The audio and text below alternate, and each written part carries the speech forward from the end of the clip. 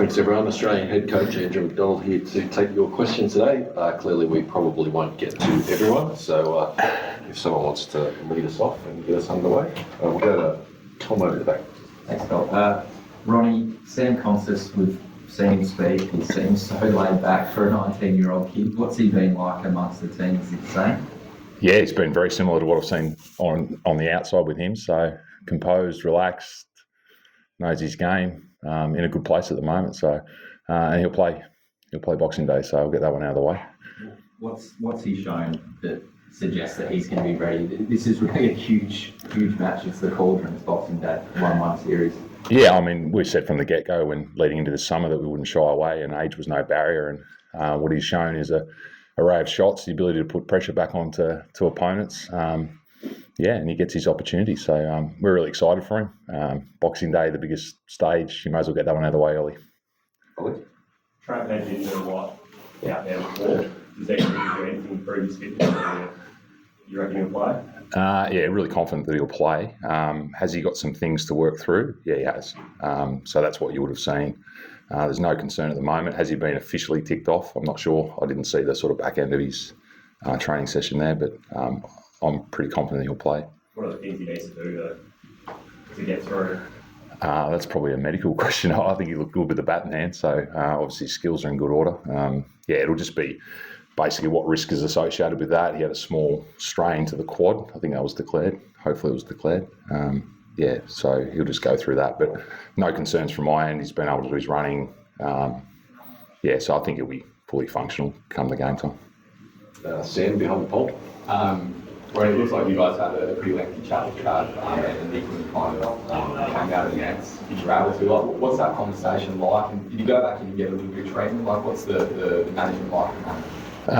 It was a little chat. It was more around his fielding position and what he was capable of there. Clearly coming off a strain, he's got that, obviously the demands of bat pad. So that's all that was about. And my question to Nick Jones was just around what he's got to do to finish off the session. So I was across it beforehand. I was just making sure nothing had changed during the session. And then we just started to speak about India, what they might do. So it was nothing really that specific. It might have looked that way, but sometimes looks can be deceiving. Back, John. And so does that mean Josh Inglis is on standby? The rest of the team, Paddy will go with the rest of the team tomorrow. Yeah, so I was allowed to declare the Constas one. I thought you might like that one. But Paddy will go through the usual regime tomorrow. Coach just saw Australian team practicing a lot of left arm spinners. What do you make of the wicket, and is there any specific way to the way we are seeing the Australian team is practicing a lot of left arm spinners? Yeah, we think Jadeja will play, so that's what we're preparing with left arm spin. What I will make of the surface, it looks pretty similar to the previous few years. It's going to be a big decision though come the day of the game. I think traditionally it's been bowl first, but with the heat around, and it looks similar, but it's probably a little bit better than what it has in previous years. So, decision for the captains to make at the toss, I think. Pleasure. Andrew, can you just go in a little bit to the decision making behind the change of Nathan out and Sam in, and sort of at what point were you thinking you needed to do something a little bit different there at the top of the order? Yeah, I think George has sort of gone through that, and many people have spoken about it. We want to throw a different challenge at India at this point in time. We believe Nathan is good enough for test level. We weren't sure about how the top order was functioning. We challenged ourselves to that decision. We've come up with that. Whether it works or not, time will tell. There'll be plenty of debate around should he, shouldn't he, what does that look like? And that's fantastic. Selection's always heavily debated. Our job's to make calls. We've made it. We're really confident that Sam can do the job. Andrew, in the last 3 series, India haven't lost any game here at MCG, 2 wins and a draw. Will that put extra pressure on Australia? Series is at a very critical point, 1-1 each, heading to Sydney where they can play. No, I think, every game starts afresh. If you sort of took previous form lines, and, from Perth to Adelaide, should have looked like India winning that one as well. So different teams, different structures. I think both teams have got similar challenges at the moment. How do you find runs? Both bowling attacks have been on top, and I think this wicket, as I said, potentially might offer the batters a little bit more in terms of the surface as the game draws on. But I'm not a big believer in history repeating itself, so it starts afresh, different groups, different challenges. We'll go in with an open mind to what it looks like. Coach, Usman Khwaja has scored only 2 half centuries in the last 20 innings. What has been the discussion with him, and how do you see his form heading into this boxing? I think he's fine. I think Usman's not a concern. I think the way he's preparing, the way he's going about his work, I think the runs will come. Anyone that knows batting, and batting obviously in recent times has been quite difficult with ball-dominating bats. So his method's clear, the way he's preparing is clear, and good players always return to the runs, and I'm sure that'll be the case over the next couple of Test matches. Yes, sir. So, what's your thinking on how Maharash's Labuschagne is going? Because he started pre-Adelaide, he was batting a bit more positive in the nets. But yesterday today seems to be going for his shots. Is it you guys had a chat with him how you should be batting, or is it just him going? There's always discussions going on, and I think we're pretty much on the record around when he's at his best. He's showing that intent. He's busy at the crease, and we saw that in Adelaide. A significant challenge at the Gabba, and as I said, ball's dominated bat, so a lot of the batters haven't had much flow in this series on both sides of it. So, but when he's at his best, he's busy, he's got that intent, and he can be quite annoying at the crease, and we want to see an annoying Marnus Boxing Day. Go to the back. You spoke about the challenges of the top order. Is this one a fair reflection of the kind of cricket he's played so far? Sorry, mate. Is one a true reflection of the quality of cricket that we've seen so far? Oh, I think so. I think we're driving the game in Brisbane. If we were to be fair there, the surface potentially would have become more variable as the game went on, but the weather was probably always going to be the winner there. So, it's probably a true reflection. I think it was always going to be a closely fought Test series, and it wasn't always going to be a 4-1 either way. So where it's at the moment, I think is probably where we thought it would be at. Louis? Anything chat to one of the obviously presumably Scotty's I just want to say pitch, does that change calculation or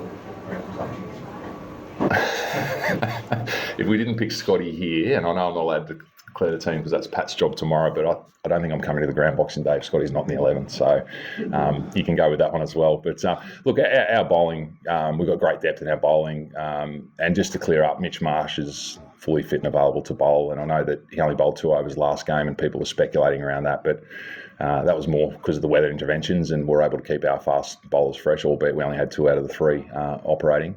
But yeah, he's ready to go. And I think he'll play a role in this Test match with the ball more so than the previous ones. Dan? Back row. And 2 bowls. Travis, do you know when the injury actually occurred? And 2, in terms of Sam Constance, when did he find out? What was his reaction from the client? I'll go with the first one, Heady. So it happened in that second innings. I think he just went to take off after a single. So I wasn't aware of it at the time. And then as it played out, you saw some of the replays coming up and he wasn't moving as well. So as I said, it was only minor. And then Sam, everyone's excited for him. Anytime you get a debutant, it's a moment in time, isn't it? And in particular, how young and how free he's going to play, I think is exciting for the group. No, Dodd told him this morning. So we wanted to get that out of the way. We wanted clarity for our batting unit. So before the team meeting, it's something that we don't usually do because we haven't had too many moving parts. But we thought get that out of the way. Everyone knows that he's in the team, and once we had that information, happy to declare it openly. So A few more here, folks. One in the middle back, and then there, and then over here. Except for the second innings, in Perth, Indian batting line has been kept quiet by your bowlers. How satisfying has that been? And do you suspect that the law of average might come up in the Australian bowlers and this is too good a batting lineup? Yeah, I think both. As I said before, both batting lineups have struggled. I think that's full credit to both bowling lineups. And the surfaces have probably lent themselves to ball dominating the bat. And that's no different to the previous summers we've had here. So, India's got a dangerous batting lineup.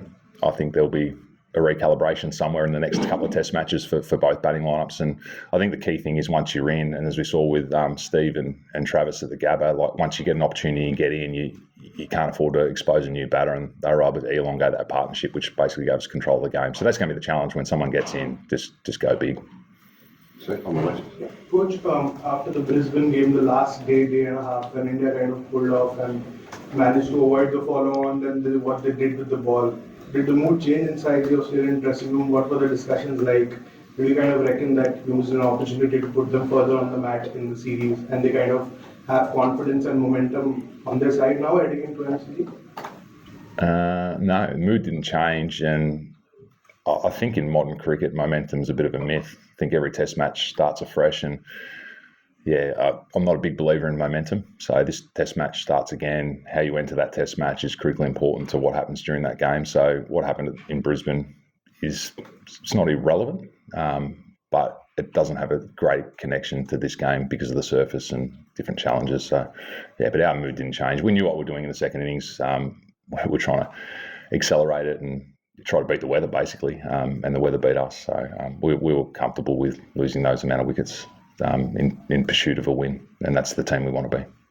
Last one, Cal. How was performance going in camp, and are the bowling loads with your two quicks where they're at, where you thought they would be at this stage, and how important is bringing Jai into these two test matches if there's a short turnaround and do get caught? You find something that ends up being a bit flatter. Yeah, Jai's been impressive. Clearly had a setback in the Shield game with the shoulder.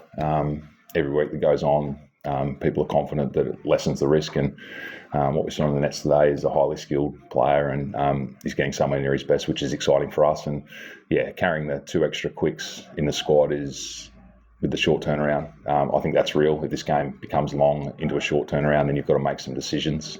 Our frontline quicks in terms of Starkey and Paddy are well placed. Probably less load than we would have ever imagined after 3 test matches. So does that give them opportunity to back up from 4 and 5? I'd say that's highly likely. But as I said, depending on what happens in this game. So they're well placed. Excellent. Thanks everyone. Thank you. Thank you. Merry